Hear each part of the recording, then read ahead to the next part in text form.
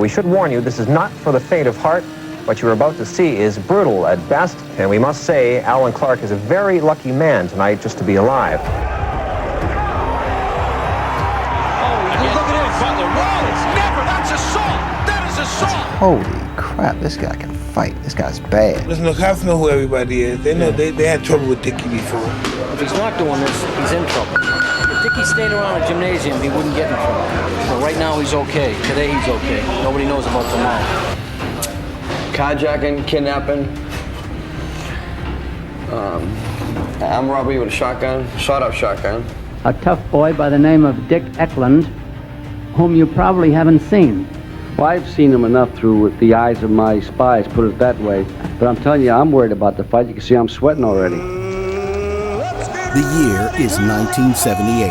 After showcasing dominion over the light welterweight division in the Montreal Olympic Games and securing a gold medal 2 short years ago, Sugar Ray Leonard is boxing's most propitious prospect. Now entering the 12th professional bout of his career, Leonard is taking his next big step up against the unpredictable, un-KO'able Richard Dicky Eklund. You know, but Dicky, he's the kind that you try to punch and he's just not there. Flicks that jab out like lightning. Another fighter with an extensive amateur record and a fresh face among veterans of the big leagues in boxing. Another one! Can Ray Leonard beat his toughest test yet and knock out one of the grittiest fellow prospects around? Let's get into it. Welcome back to Boxing After Dark. Tonight, we return once again to a fan-favorite fighter on this channel, the spectacular star himself, Sugar Ray Leonard, in what is his first of many iconic, controversial bouts.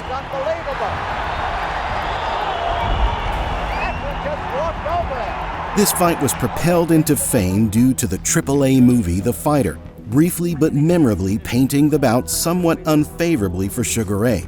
The movie primarily highlighted the troubled life of Dicky post-retirement and his more prominent younger brother, Mickey Ward, in the lows and eventual highs they faced throughout their career of fighting and training together.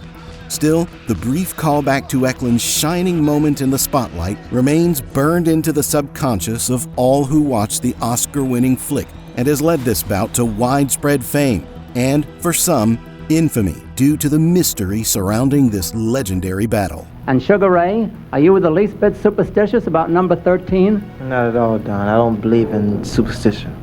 You just believe in your fists and your legs. I basically believe in reality. So Ray Leonard has charmed the American public at a young age, earning himself the nickname of Sugar, which truly was something to gain at the time due to the greatest fighter of all time, Ray Robinson, being the most notable champion to hold the alias. And while Leonard may not have been quite as sweet to gaze upon on the battlefield as Robinson, according to some who lived to see both in their primes, he more than made up for it with his outstanding representation of 80s America, his stellar style, and iconic but not overbearing flamboyance. A tremendous performance from a 21-year-old.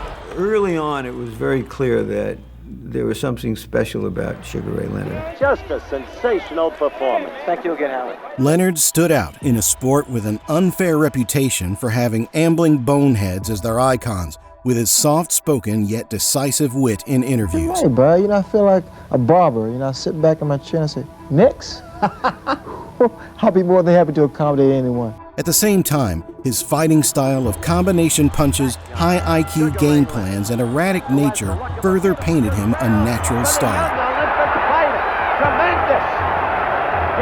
Some people have the knack of winning you over. It could be a smile, could be a wink, could be a wink and a smile.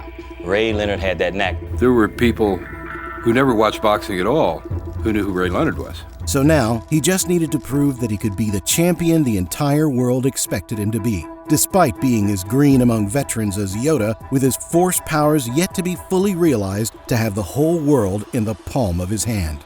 What is your attitude toward going into a fight of this kind? I feel confident, you know. I'm ready for it. I worked hard, trained hard, did a lot of extra running for 10 rounds. This is my first 10 rounder now.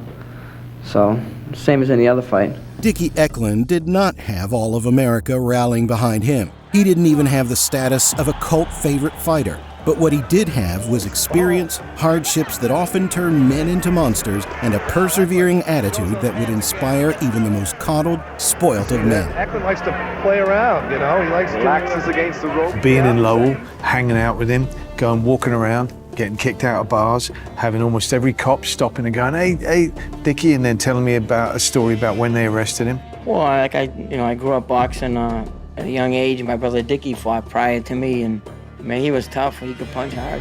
One thing about Ecklund, he's a strange sort of a case. He's had 200 amateur fights. They say he won 192 of them. He's had 15 professional fights, lost 2 questionable decisions according to him. He's been around the block a few times, and he's 21 years old. But if these stats prove anything, it's that even if you have an accomplished amateur career with buckets of talent or even a gold medal, when the rounds go longer, you enter an entirely different, meaner ballgame. Many examples exist of celebrated amateur boxers struggling to impose themselves when finally making the leap to the pros. And now it was time to find out where Ray Leonard and Dicky Eklund belonged. But isn't this really the biggest thing of your career? Yeah, the biggest break I ever had. It's really gonna be out there trying to win anything. Fight night arrived on July 18th, 1978. And as Leonard looks lean, lax, and liable to progress his career emphatically, Dicky looks grizzled and gray, yet ultimately game to fight his most formidable opponent yet. A very pretty young lady. So here we are in round 1. Eklund has a habit of dropping that left hand, and that could be trouble because Leonard has quick hands. Sugar Ray giving it to Muhammad Ali. As the round progresses, Leonard starts to heat up in the ring with some well-timed jabs on the dome and body of Dicky that have him suddenly crashing to the canvas in the final seconds of the round. Eklund smiling again. Quickly being deemed a slip to the relief of the pride of Lowell as he keeps his lifelong state of never being knocked down intact. Eklund has a habit of smiling when he gets hit. It's really not funny. That was a good punch. Eklund is quick, however.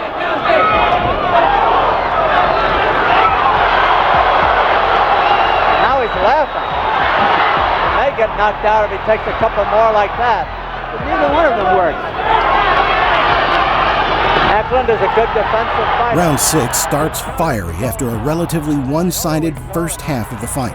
Dicky targets some hooks to the body after catching Leonard on the nose during the breakup of a brief clinch. And after some fleeting footwork and tricky head movement, it seemed Eklund had his best round yet. Still, in the final 20 seconds, Leonard lands a whopping 8, which sends Eklund down on one knee, knocking him down for the first time in his entire boxing life. Eklund is down. 4, 5, 6.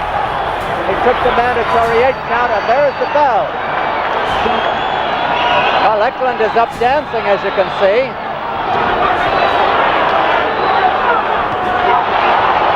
Leonard is starting to punch out his man. He's got him in trouble. Setting him up for the knockout.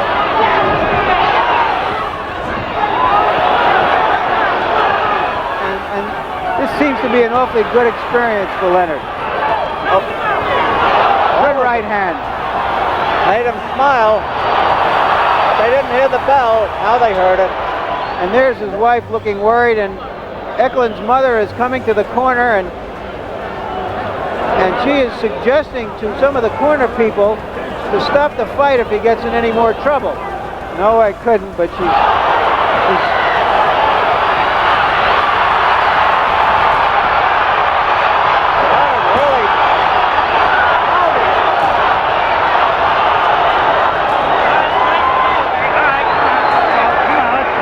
kissed him on the head.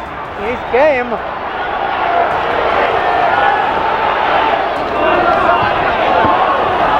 Good right hand. Eklund gamely fights back. You looked a little shaky a round and a half ago. Well, like I said, I'm his manager and his mother. But really a mother. And I think your mother would be the same way I am. We love you, Rose. To me, he's still my little baby.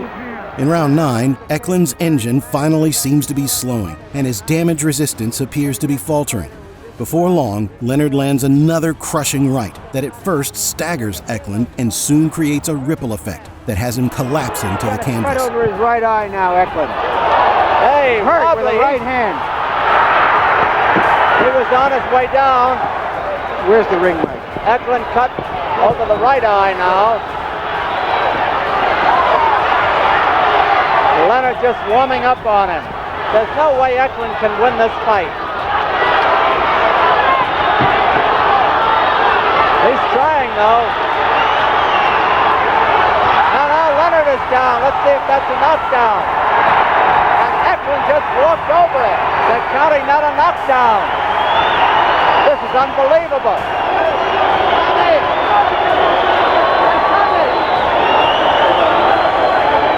The referee indicated that he was tripped on his way down. Here's the 10th and final round.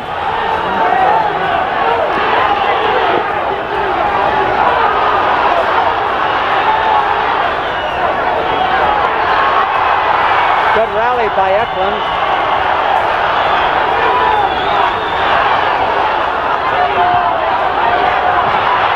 Is Ecklund down again? Taking the mandatory 8 count. The referee didn't count it a knockdown. Well, if Ecklund can count that fight in Denmark as a win, we can count that as a knockdown. Well, I wouldn't want to see him get knocked out now. He went this far. Leonard just wild, and Ecklund is laughing at him. The scorecards are promptly revealed with an expectedly wide unanimous decision for Leonard, and the rest of his acclaimed career, full of guts and glory, is history. What was your thoughts about the fight? The best, that's all there is to it. What did you think of him, Sugar Ray? Well, Dick put up a good fight just like I anticipated. You know, people have to realize this guy is coming in here, you know, and he wants to win just as much as I do.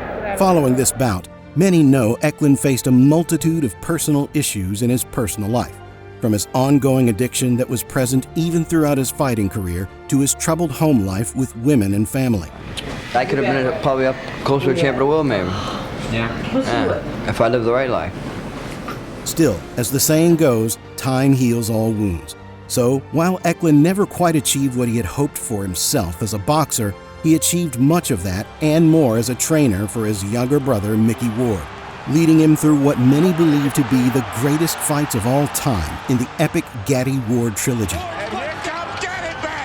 Securing their names in the history books of boxing, the one thing that never turned its back on them. I could train Mickey and do this and that, but if he didn't have the heart and soul he has, he wasn't going to do nothing. He was supposed to get beat all those fights, fighting undefeated guys. He beat against all odds, he beat them all.